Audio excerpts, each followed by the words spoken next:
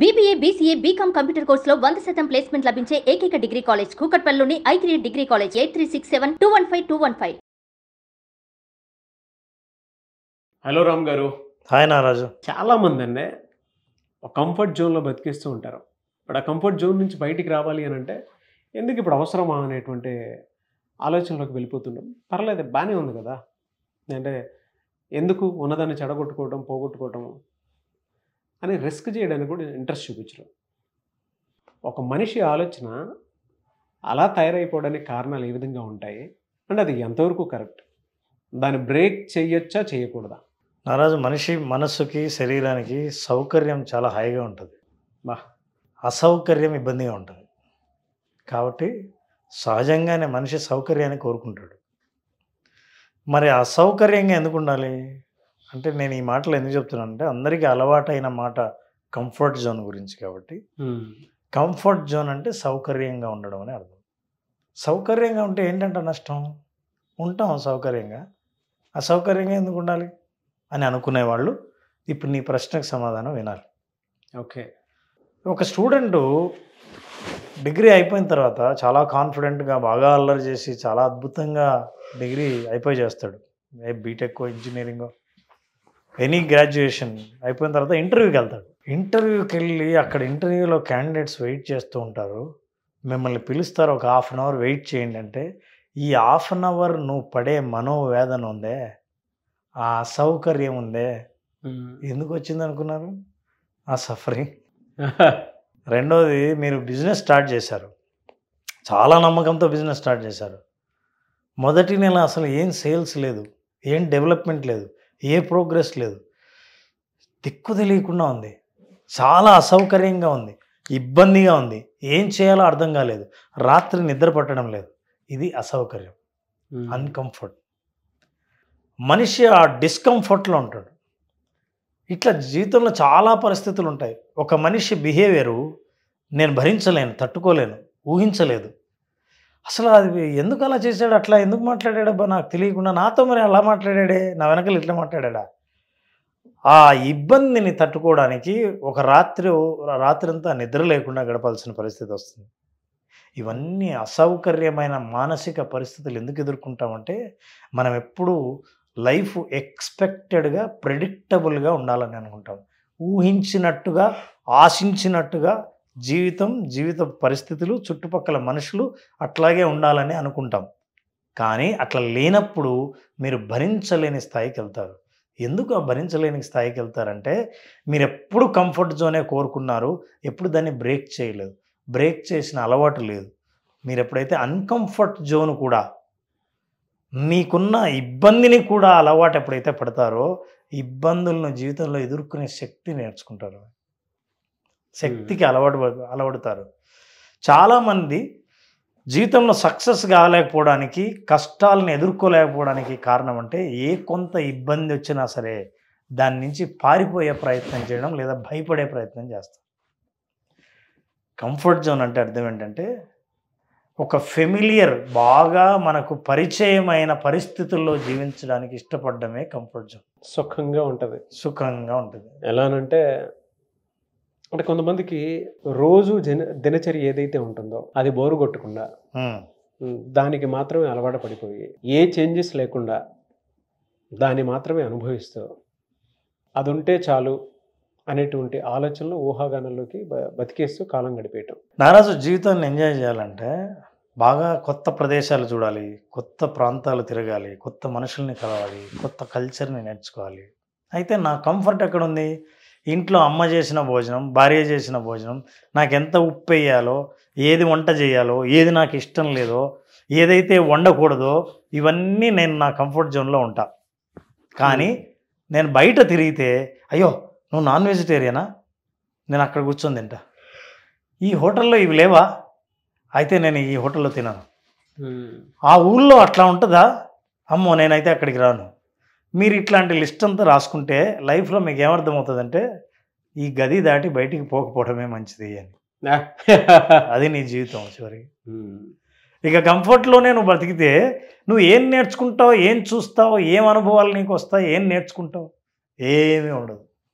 అలా కాదు, మళ్ళీ కోరికలో మాత్రం అందరూ ఈ ప్రపంచాన్ని చాలా విషయాలు నేను తెలుసుకోవాలి, చాలా కొత్త అనుభవాలు ఏంటో చూడాలి, కొత్త రుచులు ఏంటో తెలుసుకోవాలి, కొత్త భావాలు ఏంటో నేను తెలుసుకోవాలి అని అనుకున్నప్పుడు మనిషి ఈ అన్కంఫర్ట్ జోన్ ఏదైతే ఉందో దాన్ని ఎక్స్పీరియన్స్ చేయకపోతే, అన్ఫెమిలియారిటీ ఏదైతే ఉందో, పరిచయం లేని పరిస్థితులకు అలవాటు పడ్డం నేర్చుకోకపోతే ప్రతి పరిస్థితి నీ జీవితంలో కొత్తగా ఉండి మిమ్మల్ని భయపెడుతూనే ఉంటుంది.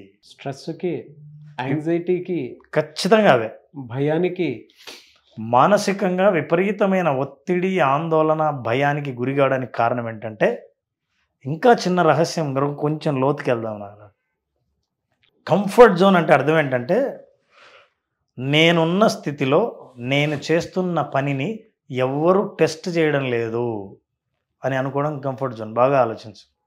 అంటే నేను ఎలా ఉన్నా నన్ను ఎవరు టెస్ట్ చేయట్లేదు. ఇప్పుడు చూడండి, నేను కంఫర్ట్ జోన్లో ఉన్నా అంటే అర్థం ఏంటంటే, నాకు ఇష్టం వచ్చినట్లు నేనున్నా అని. నాకు ఇష్టం వచ్చినట్లు నేనుంటే నన్ను ఎవరూ ప్రశ్నించరు. అదే నేను ఒక కంపెనీలో పనిచేయాల్సి వస్తే ఆ కంపెనీ వాళ్ళు నీ టైము, నీ అటెండెన్సు, నీ వర్క్ పర్ఫార్మెన్సు ఇవన్నీ అడుగుతారు. కాబట్టి అక్కడ నేను ఐఎమ్ అన్కంఫర్టబుల్. సో నా కంఫర్ట్ జోన్ బ్రేక్ చేయలేక ఆ కంపెనీ నాకు నచ్చలేదు, ఈ శాలరీ నాకు నచ్చలేదు, ఈ వ్యక్తి బిహేవియర్ నాకు నచ్చలేదు. మనిషి ఎప్పుడు గ్రో అవుతాడంటే, మానసికంగా మెచ్యూరిటీ ఎప్పుడు పెరుగుతుందంటే, నీ కంఫర్ట్ జోన్ యొక్క పరిధి పెరిగినప్పుడు. అందరినీ కలుపుకుంటా, నాకు నేను ఇంతకుముందు ఇబ్బంది పెట్టేది ఇప్పుడు ఇబ్బంది పెట్టట్లేదు. ఉదాహరణకి నారాజు, చిన్న విషయమే, ఎక్కడో ఒక చోటికి మీకు ఏదో వస్తువు కావాలి, అక్కడికి వెళ్తే పెద్ద క్యూ ఉంది ఆల్రెడీ, నువ్వు నిలబడి ఉంటావు. నేను ఇంతసేపు నేను వెయిట్ చేయనబ్బా. ఇది ఎగ్జాంపుల్ ఏంటంటే, ఈ సమ్మర్లో తాటి ముంజలు అమ్ముతున్నారు. అయితే మా అబ్బాయి తాటి ముంజలు తినాలని ఉంది అని అడిగాడు. తినాలని ఉందంటే కొనాలి, కొని తీసుకురావాలి. మిట్ట మధ్యాహ్నం రోడ్డు పక్కన ఒక అతను కొడుతున్నాడు. 8 మంది వరుసగా లైన్లో ఉన్నారు. నీకు కావాలని అంటే 9వ వాడిగా 8 మంది అయిపోయేదాకా నువ్వు ఎదురు చూడాల్సిందే. కానీ నీకు అన్కంఫర్టబుల్, పోతే పోయిందని. ఇప్పుడేంటి, ఈ సమ్మర్లో నువ్వు తాటి ముంజలు తినాలని ఉంటే నువ్వు దాన్ని ఫెమిలియర్గా మార్చుకొని ఆ ఇబ్బందికరమైన పరిస్థితిని అనుకూలంగా మార్చుకోవడం నిలబడితే నీకు అవి దక్కుతాయి, లేకపోతే లేదు. అవును. అట్లా దక్కాలని అనుకున్న వాళ్ళు ఎంతసేపు అయినా సరే ఎండలో క్యూలో నిలబడి ఉన్నారు.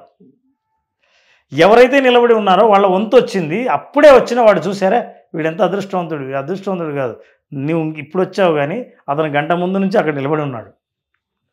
సో అన్కంఫర్టబుల్గా ఉన్నదాన్ని కంఫర్ట్గా మార్చుకొని దాన్ని భరించడం నేర్చుకుంటే, ఏది సొంతం చేసుకోవాలనుకున్నావో సొంతం చేసుకోగలిగిన ఓర్పు, సహనాన్ని నువ్వు నేర్చుకుంటావు. True sir. ఛాలెంజెస్ని మనం ఎప్పుడైతే బలంగా ఫేస్ చేస్తామో మన ఇన్నర్ పొటెన్షియల్ మనకి బయటపడుతూ ఉంటుంది. ఒక రోజు భయపడతాము, బట్ రెండో రోజు దాన్ని ఎలా ఫేస్ చేయాలో ఒకటి సొల్యూషన్ దొరుకుతుంది, 2 వే ఈజీ అవుతుంది, 3 మన మీద మనకు కాన్ఫిడెన్స్ పెరుగుతుంది. అండ్ ఇంకొకటి, ఛాలెంజెస్ మనకు నేర్పించే ప్రతి పాఠం ఏదైనా ఉంది అని అంటే సార్, మన ఎక్స్పీరియన్స్ని ఇంకా బెటర్ చేస్తుంది అంతే. అవును, అది ఎప్పుడైతే మనం బెటర్గా మారిపోతూ ఉంటామో అదే నేర్చుకోవడం అంటే. నాకు ఒకటి బాగా గుర్తొస్తుంది సార్, అంటే మాట్లాడేటప్పుడు గుర్తొస్తుంది. మా నాన్నగారు ఒక రైతు, మాకు 5 అక్కలు, మేమిద్దరం. మేము పెరిగే కొద్దీ వాతావరణంలో, అంటే మా వాతావరణంలో ఏంటంటే వాళ్ళు పెరుగుతున్న కొద్దీ పెళ్ళిళ్ళు చేయాలి, కట్నాలు ఇచ్చుకోవాలి, పెళ్ళంటే రంగరంగ వైభవంగా చేయాలి, అండ్ దానితో పాటు మమ్మల్ని చదివించుకోవాలి. ఒక్కొక్కటి ఫేస్ చేసేటప్పుడు నేను దగ్గరే ఉన్నాను కదా, అంటే 5 తర్వాత నేను పుట్టాను కదా, నేను కొన్ని చూస్తూ ఉన్నాను అనమాట.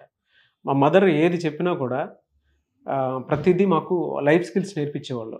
దీన్ని ఇలా ఫేస్ చేయాలి, దీన్ని ఇలా ఫేస్ చేయాలి.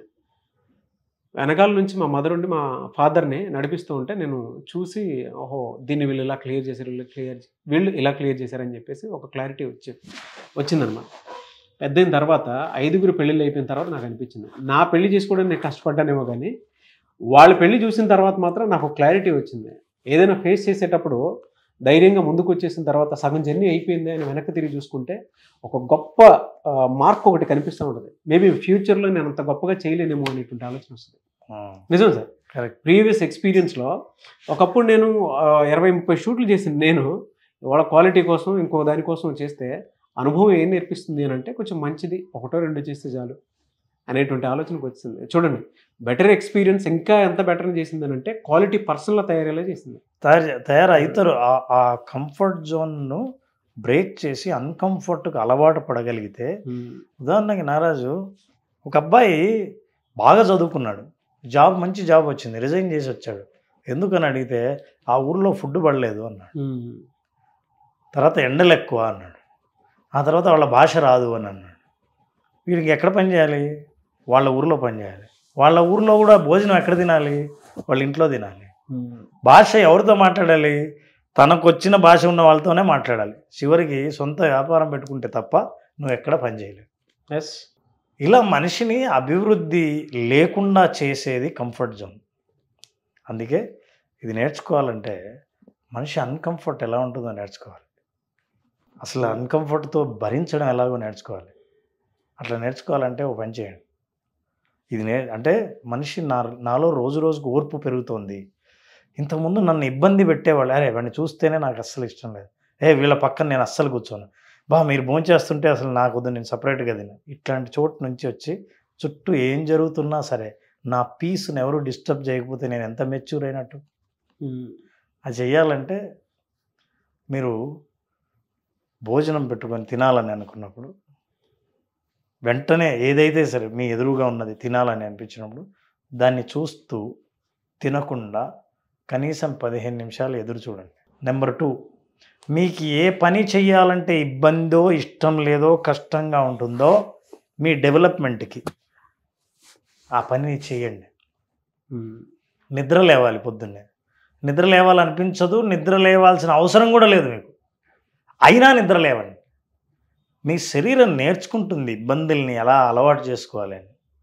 ఎందుకంటే భవిష్యత్తులో నాకే ఇబ్బందులు రావు అని అనడానికి మీరు భగవంతుడు కూడా కాదు. కాబట్టి మీతో మీరు ప్రయోగం చేస్తూ వెళ్తే అన్కంఫర్టబుల్ మనుషులతో మాట్లాడండి. వాళ్ళు ఉండగా అట్లాగే ఉండండి. మీకు మాట్లాడాలని అనిపించినా, అవతల వాళ్ళు మాట్లాడుతుంటే మధ్యలో డిస్టర్బ్ చేయాలని అనిపించినా డిస్టర్బ్ చేయకుండా పూర్తిగా వినండి.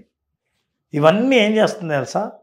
మీ శరీరము, మనసు అన్నీ చుట్టూ ఉన్న ఇబ్బందిని అంటే అన్ఫెమిలియర్ని ఫెమిలియర్గా మార్చుకుంటుంది, అన్కంఫర్టబుల్ సిచ్యువేషన్ని కంఫర్ట్గా మార్చుకుంటుంది. సో మీరు మళ్ళీ ఇంకొక కంఫర్ట్ జోన్ క్రియేట్ చేస్తారు.